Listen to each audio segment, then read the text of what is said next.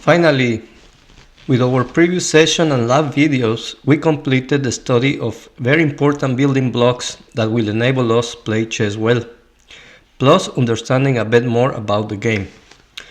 We have said learning and mastering this is fundamental if we want to become stronger players, and that they will also help us develop other skills like calculation or decision making, or choosing a move or following the opening principles. They, however, are not the only ones we need to learn to become stronger. At a high level, let me mention a few others like utilizing tactical devices like forks, pins, skewer, double checks, etc. Carrying out combinations or strategy concepts or endgame patterns. In this session, we turn our attention to another no less important area of the game, the initial moves in a game, commonly known as the opening stage. How should we start playing a chess game? What moves should we consider and why? What principles or guidelines should we follow so that we can get an advantage, whether positional or tactical, out of the opening? In this video, we will discuss the set of rules and guidelines that will drive our moves in this initial stage of the game. Welcome, chess masters. I will start by looking at a few opening moves, few simple examples of opening moves that follow the 3 golden rules of the opening. But before we start, I want to go over a quick recap of everything that we have learned in our previous session and lab videos.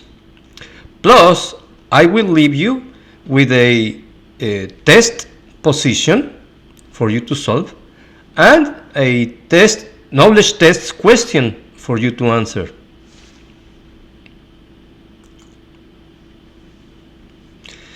So what have we learned about so far in all of our previous session and lab videos?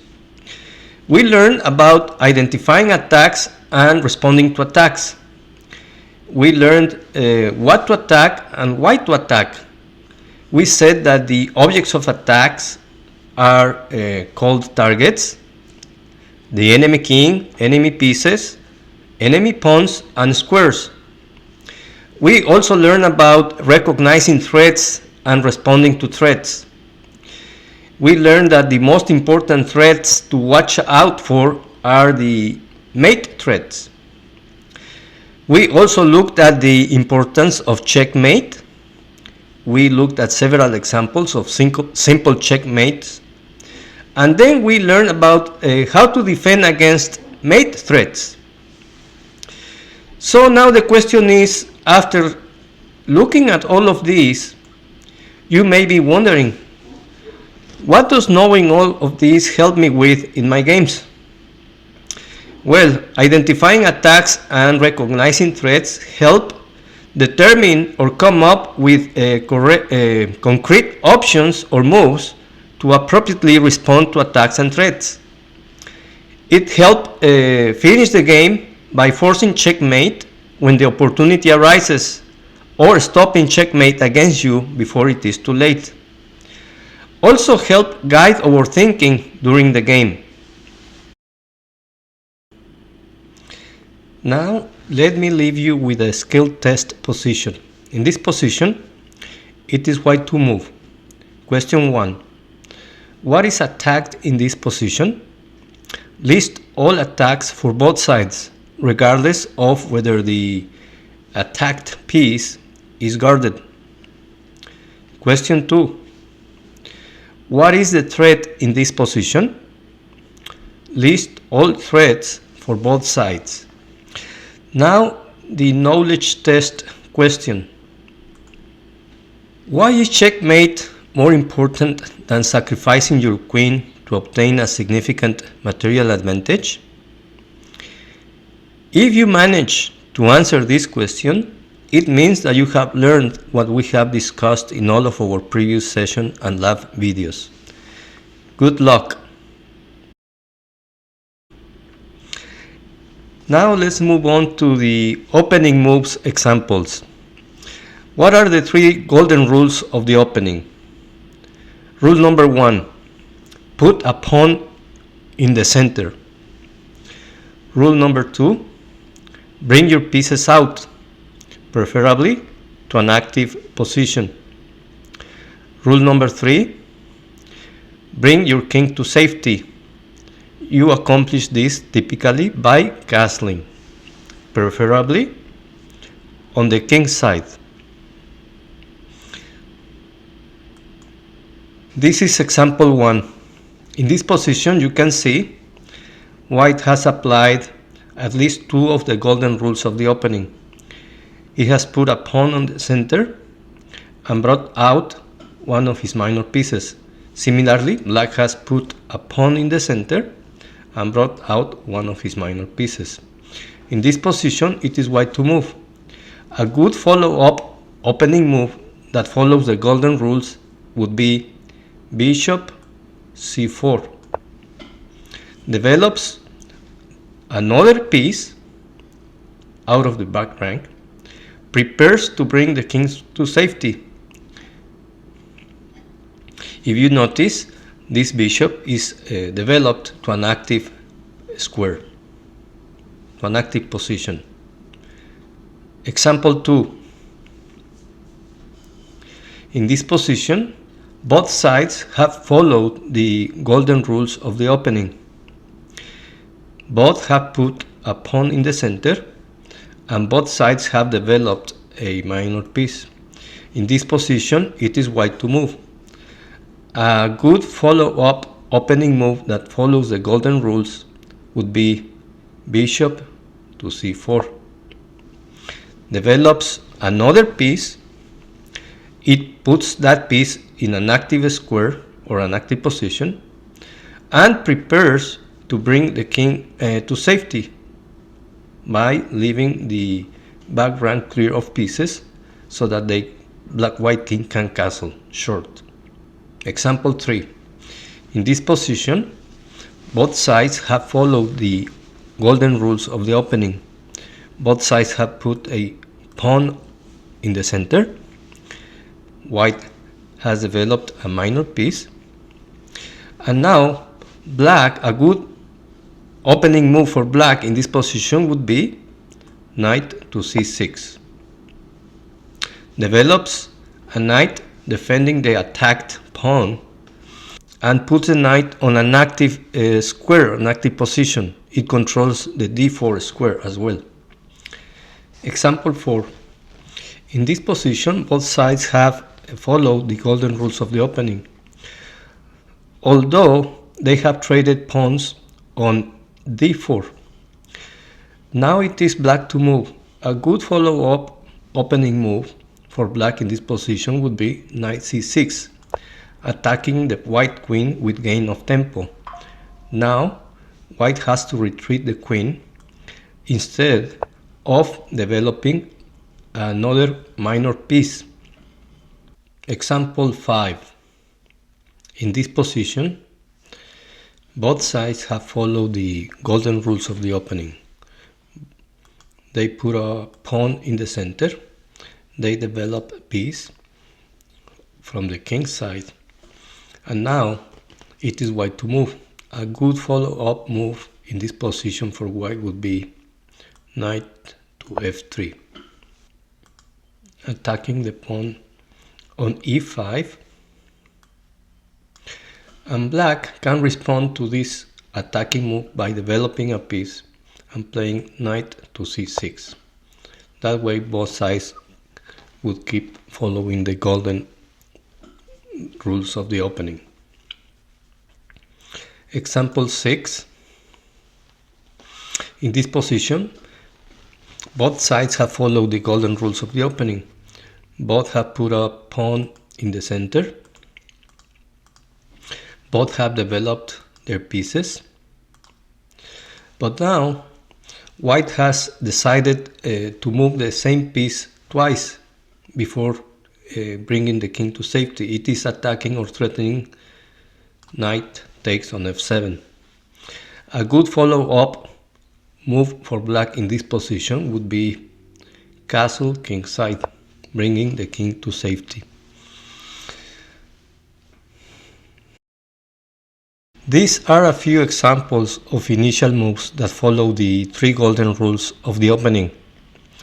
By placing a pawn in the center, you open lines to develop your own pieces. Particularly, you open lines for your bishops.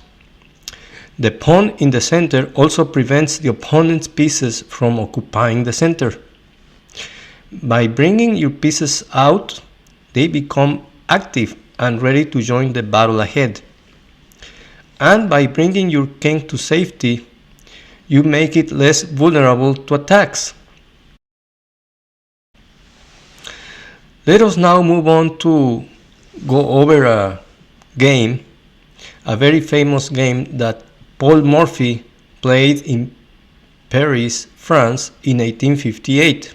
This game is known as the Opera game, a well-known casual game against the Duke of Brunswick and Count Isoard at the Italian Opera House in Paris, 1858. Morphy's opponents were not the strongest, but the game was beautiful and instructive. It illustrates the use of tempo, piece development, and threats in this game. By looking at this game, we bring everything together: attacks, threats, checkmate, and opening play. This is the Opera game, one of Morphy's most famous games against 2 amateurs in an opera booth. Morphy shows his opponents the power of development and how to generate threats by bringing in the reserves at every opportunity.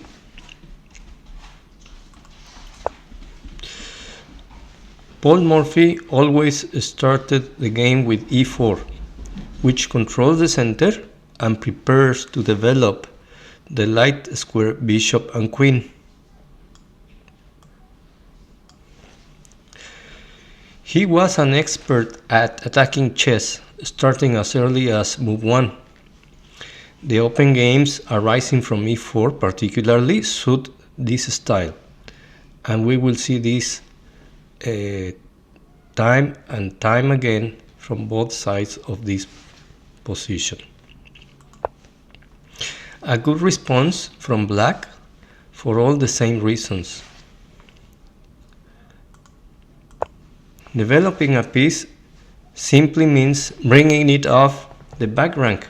In this case, the knight on g1 wasn't participating in the fight yet, but from f3 it is defended and controlling squares in the center. Therefore, it is now a productive piece. Also, it is the first of many threats in this game. White develops a new piece, controls the center, and threatens the e5 pawn. The Philidor defense. It is playable, but passive. Black is merely responding to white's threat.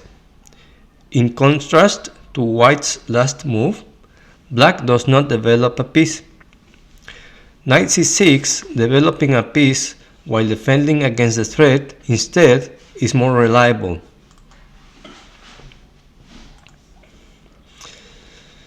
Striking in the center and seeking to develop the dark square bishop soon.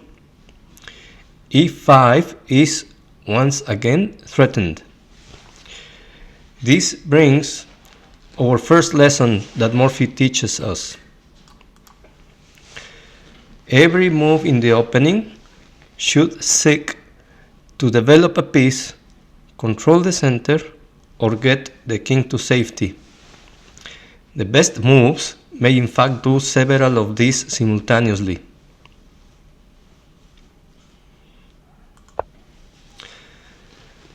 Black quote-unquote defends e5 by pinning white's knight. Unfortunately, this pin is easy to escape.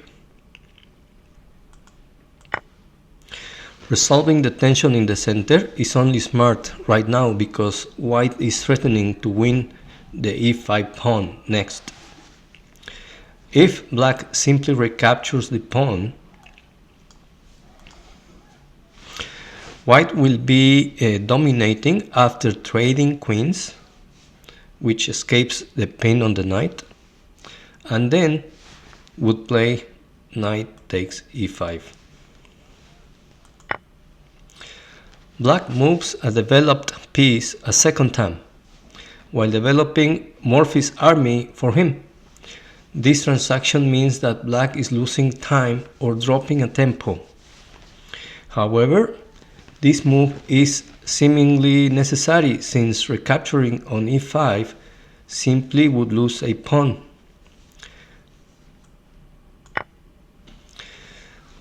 Of course, we should recapture and develop a new piece. Note that the recapture with the g pawn doesn't develop a piece. Pawns aren't pieces. Since chess is a turn-based game, it takes time to develop pieces. Every move not spent on developing, controlling the center, or getting your king to safety is equivalent to throwing away time in the battle to coordinate your army and dictate the fight. In this position, we can already say that white is ahead 2 tempi. 1 because the queen is already developed, and 1 because it is white to move.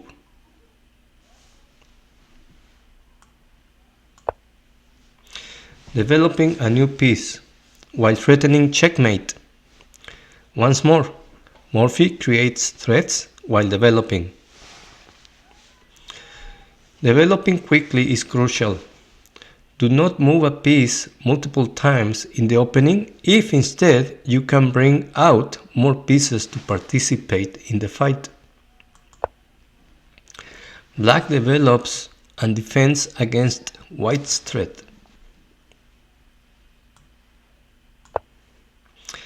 The only hard move of this game. Morphy moves his queen a second time, a seemingly unprincipled option. Doesn't this move lose time?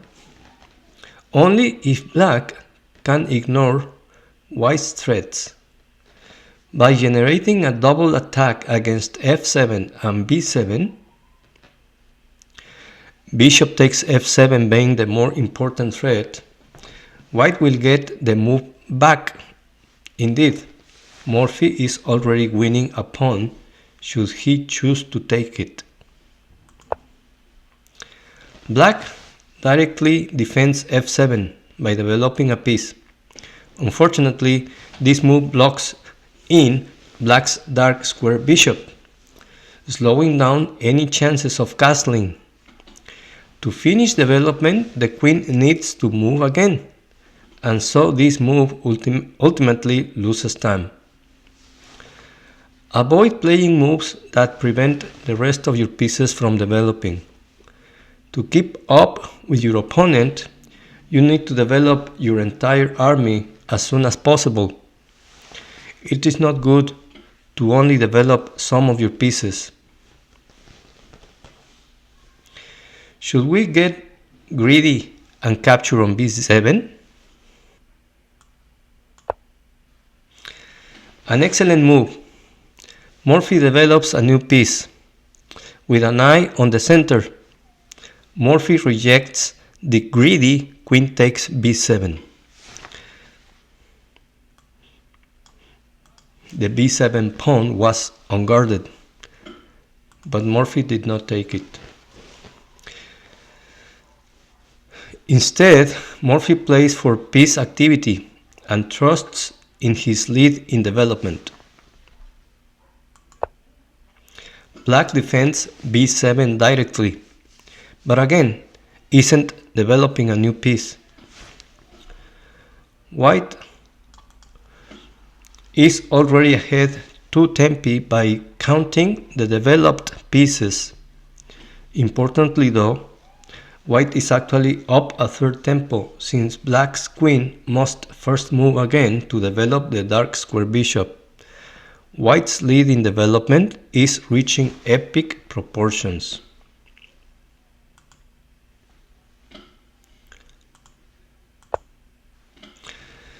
You must develop all the pieces, not just play with a few.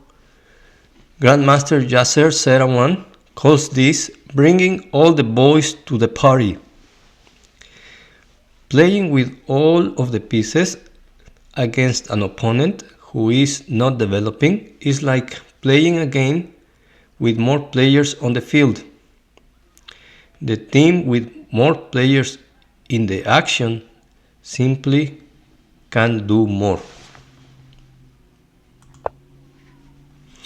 The losing move. Black has played one too many unprincipled moves, and Murphy can now translate his massive lead in development into a direct assault against black's king.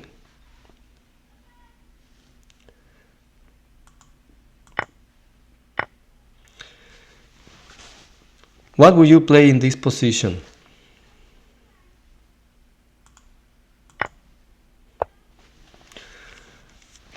White has sacrificed the knight for 2 pawns. But more importantly, White has opened lines towards black's king and placed the light square bishop on a killer diagonal with tempo. We say that White is down a piece. But is that really true? Until black's dark square bishop or h8 rook contribute to the fight, black is not truly up a piece. In fact, the traffic jam in black's position means it's more reasonable to say that black is down a rook. Getting those pieces into the game requires time. With his flawless execution of the remainder of this game, Murphy does not give his opponent that time.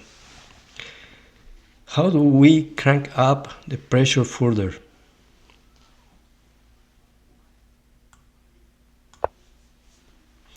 Bringing all the boys to the party. This is a great multi-purpose move that both develops a rook and gets the king to safety, away from the action happening in the center of the board.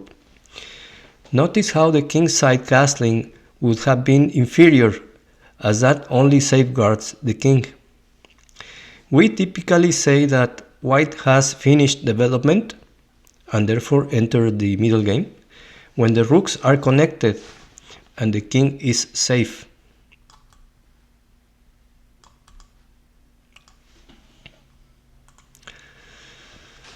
Therefore, we can say that Murphy is already well into the middle game here, while black is at least 3 moves away from escaping the opening. This position is a picture-perfect showcase of development. Black is scrambling to defend d7, but they are out of time. If only we could bring our final piece into play with tempo. An excellent shot. This exchange sacrifice is all about bringing in the reserves with tempo. In that sense, rook takes d7 is a developing move. The final piece, the rook on h1, is now ready to join the attack with deadly effect.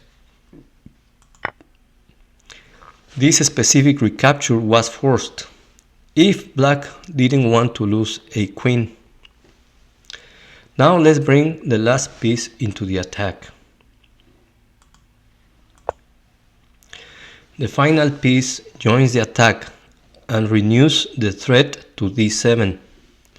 Every single move Murphy plays brings more forces to the fight, generating threats whenever possible. Notice how black's king is still stuck in the center. Black's dark square bishop cannot develop, and the rook on h8 is a passive bystander to the slaughter occurring in the center. We say that white is down a rook, but I would argue that black is actually the one down a piece, since neither the dark square bishop nor rook will get a chance to play at all.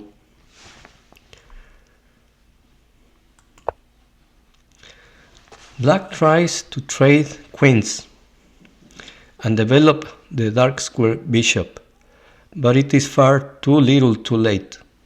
At this point, nearly every move is winning for white. Can you find Morphy's artistic finish?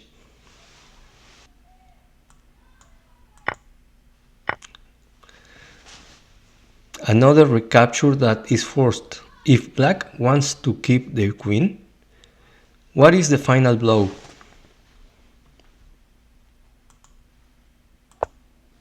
Yes, this brilliant queen sacrifice kicks off a mate in 2. Black's move is yet again forced, allowing the beautiful finish.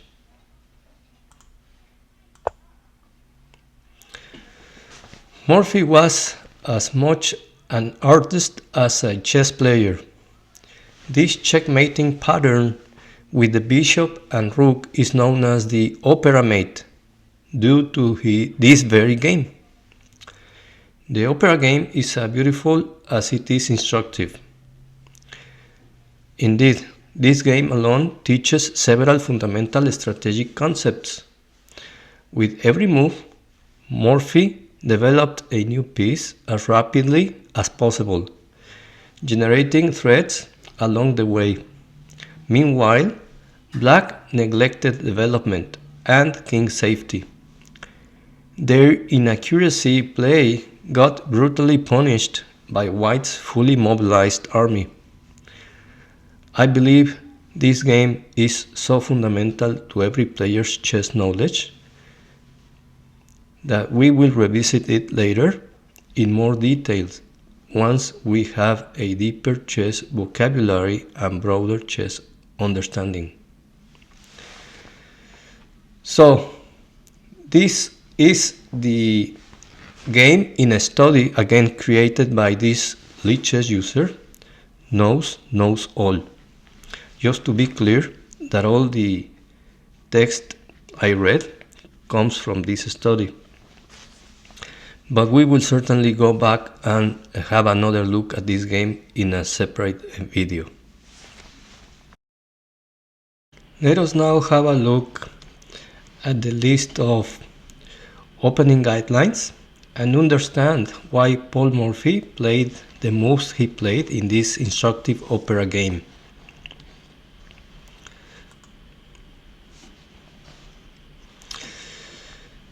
These are the opening guidelines that Morphy followed during his opera game. He did open with a center pawn. He developed with threats. He developed knights before bishops. He did not move the same piece twice. He made as few pawn moves as possible. If you noticed, he did not bring his queen out too early. The fact that he had to recapture on f3 with the queen is not necessarily bringing the queen out early. He did castle as soon as he could. In this case, in his game, he did castle long, but because it was the better move at that point. If you noticed, he played his moves to get control of the center. Particularly, for example, when he had a chance to capture the pawn on b7 with the queen, he did prefer to develop another piece, knight to c3, to control the center. He always tried to maintain at least one pawn in the center, and he did not sacrifice without a clear and adequate reason.